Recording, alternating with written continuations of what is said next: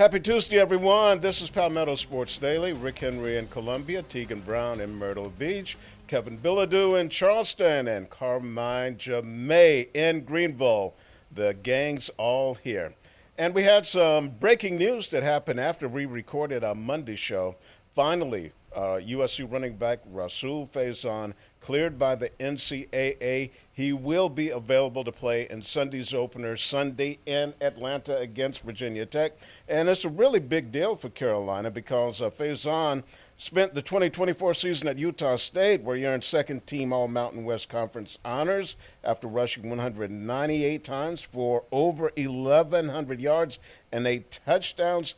He ranked fourth in NWC in rushing at 92.4 yards per game and posted 5 100-yard rushing games. And, folks, really great news for South Carolina, especially you need that workhorse running back.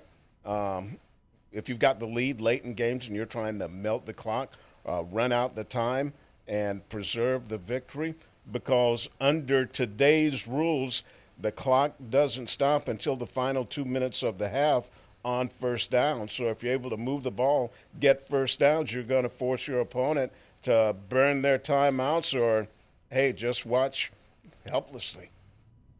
Kevin? Yeah, I think the question now with Faison is how much is he going to contribute, especially early on this game Sunday against Virginia Tech, and how much does he have to contribute throughout this season to make everything that he went through and that everything we've talked about over these last few months kind of worth it for everyone. I think with as much as we've talked about him the last 6 months, I think he needs to at least score 30 touchdowns and rush for 2,000 yards to make it all worth it, the amount of time we've put into talking about him here on at least this show. But Rick, how much do you really see him contributing early on here for the Gamecocks? Oh, I think he can contribute right away because he has been practicing. It would be a different thing if he were on the sidelines during preseason camp. But one thing he does, he gives depth to that running back room, and also he adds experience. You've got some other good guys in there, like Oscar Attaway, Jawarn Howell, the transfer from South Carolina State. But they really don't have the experience that Faison does. So I don't think we'll see him rushing for 2,000 yards and 30 touchdowns, but I think he'll be making a significant contribution, and just the you've got more confidence in your running backs room now. Yeah, and guys, if he could do half of what Marcus Lattimore did during his days, or you talk about Rocket Sanders last season, the Gamecocks, the way they play, they need that running back to function. I mean, we don't know how good the passing game is going to be. I think there were signs that it could be good last season, and then with Nick Harbor taking the next step, Greenville High School graduate Mazeo Bennett taking the next step. But you really need that running back for the ground and pound attack, the physicality that the Gamecocks like, led, of course, by Lenore Sellers, who looks like Jalen Hurts out there as far as how difficult he is to bring down. So very excited to see what the Gamecocks are capable of now that they got their running back.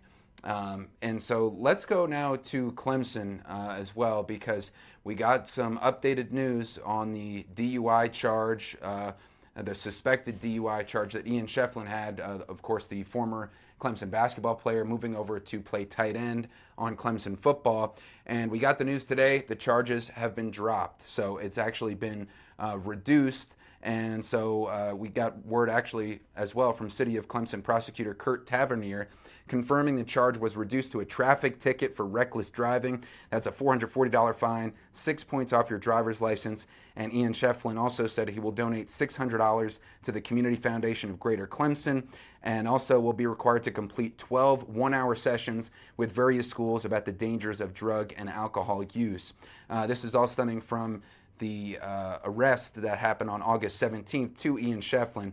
And let's pull up Ian Shefflin's statement that he just released this morning saying, quote, "I'm determined to learn from this experience, move forward with a renewed focus. I fully understand the responsibility that comes from being a student athlete at Clemson. I remain committed to conducting myself in a manner that reflects positively on the university, my teammates, the athletic department itself. I also want to emphasize my continued respect for law enforcement and the City of Clemson Police Department." He's learned valuable lessons from this experience, saying commitment to grow from this and represent Clemson with the integrity and character it deserves. So let's listen in on our very own Palmetto sports reporter Ella Grogan asking Dabo Swinney about Ian Shefflin and moving forward from here.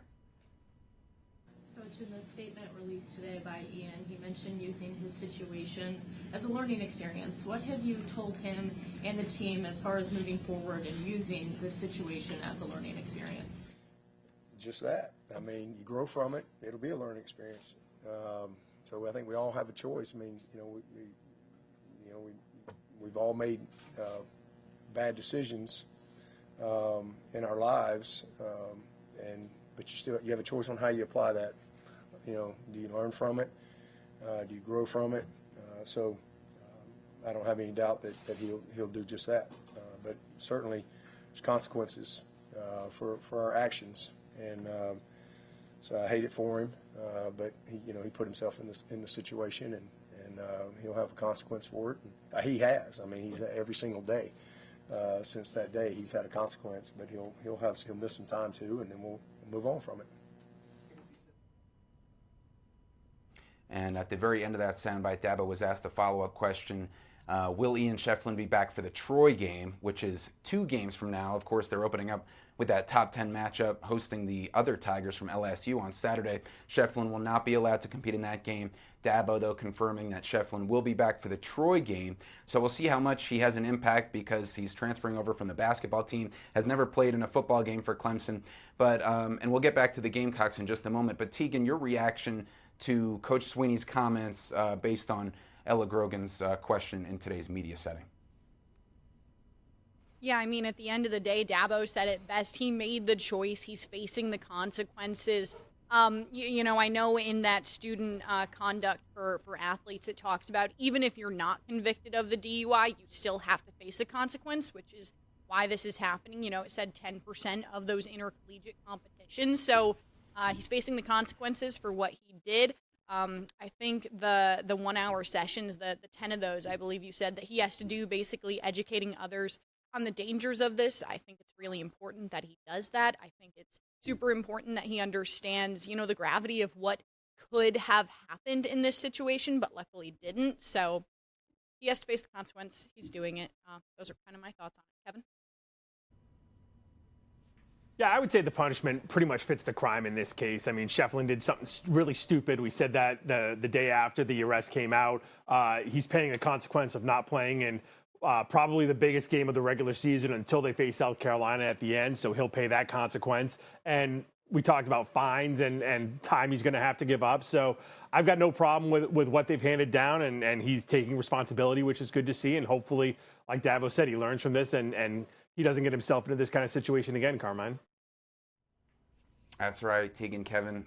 Well said by both of you, Tegan and Kevin there. So let's now get into the LSU game prep and just, to paint the picture. Of course, Dabo Swinney's been coaching college football since his Alabama days as an assistant, almost 30 years, right around 30 years. He's been at Clemson more than 20 years and heading into his 17th season as the Clemson football head coach, full season as the head coach. But listen to Dabo talking about the excitement and the preparation, his mindset, and still you would think it's day one on the job of game week heading into hosting LSU. You practice so much in football. You meet so much. You train so much. You condition so much. You play so little. It's such a unique game, and there's this enormous in America college football. There's just this enormous amount of interest and passion, and sometimes healthy, sometimes very unhealthy. But you know that you're gonna just you get a result, and it's so much that comes with that result. Unwarranted praise, unwarranted criticism, whatever. It's all the same, but it's what makes it fun, right? And and yet we all sign up for that. So much that goes into it. But man, I love it. I mean, I would rather know that feeling than not. But again, it just never gets old. It doesn't matter if I'm third grade playing on the flag football team back in the day, or man, a Friday night light, or playing days in Tuscaloosa, like it's game week, and you just love it. I love the structure of it. I love putting it together. I love practice. To me, honestly, I think that's how you create consistency. That's what you have to love. Game day is great, but it's really all the other stuff is what you have to love, and I do. But when it finally gets to one of these days, one of those 12 days that we know we get, and you get what you earn after that, it's just like, let's freaking go. And then you look up and you go, oh, man, we're playing LSU on national TV, at home for the first time this decade. It's awesome. It's a lot of juice, man.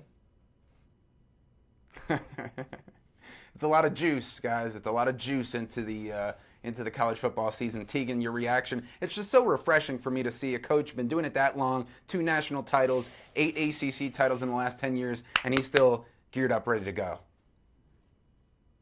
Yeah, I mean, his passion is just so clear. It kind of reminds me of that quote where it's like your job is still someone else's dream. So you have to take advantage of every single day, live in the moment. So really great for Dabo. Great to see his passion. I also wanted to mention quick before we finish up this block, Coastal Carolina today announced their opener for next season, and they're once again on the road. They're opening the season at West Virginia, which is kind of a cool storyline because the former president of Coastal Carolina, Michael T. Benson, who left at the end of last year, is now the president at West Virginia. So kind of a battle of his 2 schools that he's been in charge of. So Coastal at West Virginia next season, Kevin.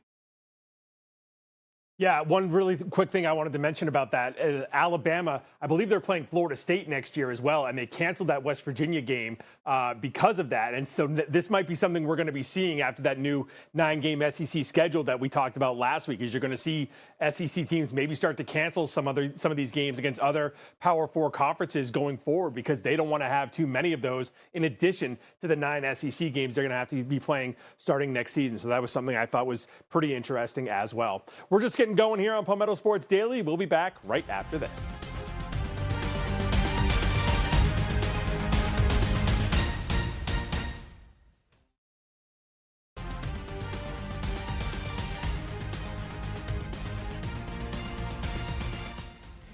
Welcome back into Palmetto Sports Daily, and we're preparing ourselves mentally for a knockdown, drag-out fight upcoming about maybe a little debate on the Taylor Swift and Travis Kelce engagement announcement, but that is not the unity or the 2 we're talking about here. We're starting off with Gamecocks and Clemson Tigers to begin because, guys, it's a big soccer matchup in the men's soccer world. We have 7th-ranked Clemson men's soccer taking on South Carolina for the 54th time in program history. It starts the Palmetto Series, which, of course, is that accumulation of points between the matchups of Clemson and South Carolina in all sports. And, of course, the Palmetto Bowl, being the football matchup, is the biggest one. So right now, Clemson has a 34-17-2 record over South Carolina. So twice as many wins as losses against the Gamecocks. And Clemson is coming off a 2-2 draw against 11th-ranked Indiana to open the season. So lots of excitement there. But, Kevin, also the other type of football, in high school, you had a big matchup that just took place. Yeah, we finally got to wrap up week 0 here in the Low Country last night after the weather was crazy this past Friday night. We had our game of the week last night as Somerville takes on Stratford. Producer Nick was actually talking about this game yesterday, saying, I don't think this is going to be a very good game. I think Stratford's going to get killed. And I was like, Nick, you are way wrong about that because Stratford is way underrated. They got a lot of 4-year starters on the offense that are coming back, and they put on a good show, a really tough test against a solid Somerville team. Somerville ranked number 1 in our Friday Night Lights poll after 2 weeks of the season. But Stratford went in. They took the early lead against Somerville. The Green Wave fought back. Javen Williams, their top running back, scored a touchdown late. Somerville coming away with a 35-30 victory. They play host to South Florence this Friday night. So these teams have a short turnover because of playing on Monday, just 3 days rest before they go back and play again on Friday. But Stratford really surprising some people with a really good showing. That's Jason Davis right there, the 4-year starter quarterback, scoring that touchdown. So Stratford could be in for a pretty solid season after putting together a really nice showing against the Green Wave in week 0 last night. We've still got more to come here on Palmetto Sports Daily. We'll be back right after this.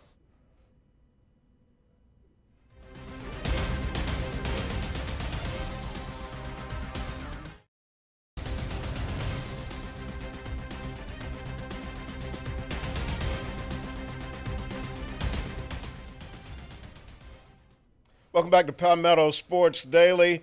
Before we jump on a so-called hot topic of the day, producer Nick just wanted to clear his name and say that it wasn't him that said that Stratford didn't have a chance against Somerville, that Somerville would have an easy time. He said it was you, Kevin. But, Kevin, that's okay.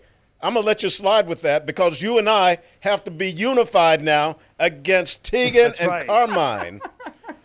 Oh, First off, Rick, does producer Nick have a recording of this that he can back it up? No, he doesn't. So that story is over right there. Second off, Carmine is basically trying to bury us during commercial break. He wants us, he's buried our graves and called us old and ready to put us in the dirt. Please. So, did you not call us the old ones? No, notice how I did say the old guys. Yeah, you did. In an affectionate way. Notice that all Kevin's points have happened off the record. Everything he's bringing up is, that happened off camera. Oh, it happened commercial break. So, hey, there's no record of it. Okay, well, here's some stuff that's going to be on the record. Driving to work today, listening to the radio, they come in with some breaking NFL news about Taylor Swift and Travis Kelce getting engaged. I don't care. I'm sick and tired of that. No. Of that couple. The only breaking news I want to hear about them is news of the breakup. I'm going to go on TikTok when that happens. I'm going to release a dance called the Breakup Breakdown. I can't wait. What? Kevin, what you got? Why, Rick? Why are you against this? Why should I be for it? I don't want to watch a Chiefs game and they've got 2,000 cutaways of Taylor Swift. No, I'm sick of it. Let's end it. But there's going to be a breakup, and I'm going to be waiting. What? To release How do you know that? the They're breakup engaged. breakdown. They're going toward way. marriage. No. They're going They're toward marriage. Oh, yes. together. Did you watch the take my word podcast? for it. Look it. There's a clip of the podcast right there. All right. Let me defend Doesn't these mean two. anything. And I say Thank this you. Yes. as someone who is not a Chiefs fan. I hate the Chiefs. I'm a Bills fan. But listen, I like Travis Kelce and Taylor Swift together. Have you listened to all of her music and everything she's gone throughout her entire music career with dudes? Like, come on. I'm glad that she's happy. Also, the ring. Can we talk about that? It's gigantic. I was just looking at PerezHilton.com because, I don't know, apparently they're able to guess the price of the ring between $950,000 and $1,270,000. That's the price of this ring. But you can't put a price on love, Carmine. You just can't. Tegan, so well said as usual. And I just want to point out when Rick says so-called breaking news, their Instagram post, which was a joint Instagram post because they're presenting a unified front because they're maybe the most popular couple Obviously. of this century. But their post in just 2 hours, guys, has 13 million likes. So I would say that constitutes breaking news. 280 million followers for Taylor Swift on Instagram. And also, Rick, you're going against your own sports department because Julia Westerman, your sports reporter, actually broke this news at the Clemson Media Center. And everybody, according to all accounts that I'm hearing, was very excited and broke out in applause. So they were very supportive of that news. Kevin, I know you have a unified front you're presenting with Rick, and it's anti-Taylor and Travis, unfortunately. All right, are you guys ready for a big swerve here? Like a huge swerve? Sure. I'm all in on this. Oh, boy. All in. Oh, my gosh. I'm ready. Yes. I am ready. Yes. I am ready to talk Breaking about weddings for the allegiances next with 2 years. Let's go. If nothing Yes. else, I'm What ready changed? to bet my changed? children's college savings on everything about this wedding. I can't wait to put bets on every aspect of this wedding. How many bridesmaids Taylor's going to have, where they're going to put the wedding. I've always been Team Taylor. I don't know what you guys are talking about. Oh, okay. I am so ready for this. The album, I'm her all appearance in. on the podcast, you weren't totally crazy about her appearance on the podcast, which was one of the most 10 million views in less than a day. Because Kevin, about the wedding. I don't care. I can never look at you the same way again. This is like a wrestling villain selling out and becoming a good guy. Kevin Bilodeau. Oh my God. You should be ashamed of yourself. This is just No, we can't it's go to awful. break. And Nick. like We're talking Carmine, about this forever. Carmine, you're talking Love about wins. all Love wins. about it going viral. I don't care. Love My wins. life was great before I even heard of this duo, and it's going to be great after the breakup. And all of you other folks are going to be up there crying in your pancakes, acting like little sniffling babies, and I'm going to enjoy every second of it. Oh my gosh, that's so sad. Tegan, what you got? That's Rick Henry at Nothing. WIS. Listen, Please Let's send go to emails break. to him. I'll throw in And, one last at thing Rick Henry on Twitter. before we toss to break.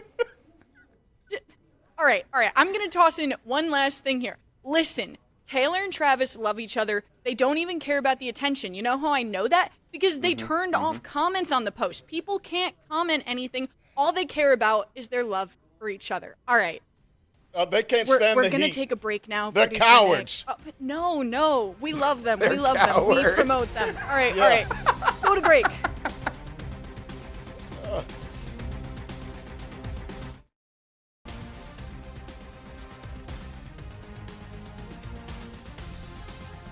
If you guys thought we were done talking about Taylor Swift, you're more wrong than Rick's opinions on this engagement. All right, I'm going to go around. I'm going to ask everyone how long you think Taylor and Travis have been sitting on this news. I think that it happened like just last week, Kevin. Yeah. I think it happened this morning. Carmine. Yeah, I think within the week, and I can't wait to see the bridesmaids and groomsmen. Rick, last word. I know you're pumped about this. The best thing about today, we're one day closer to the big breakup. That's what I'm here for. Oh, my God. That's Palmetto Sports Daily. When we return, I may have a whole new panel here. See you tomorrow.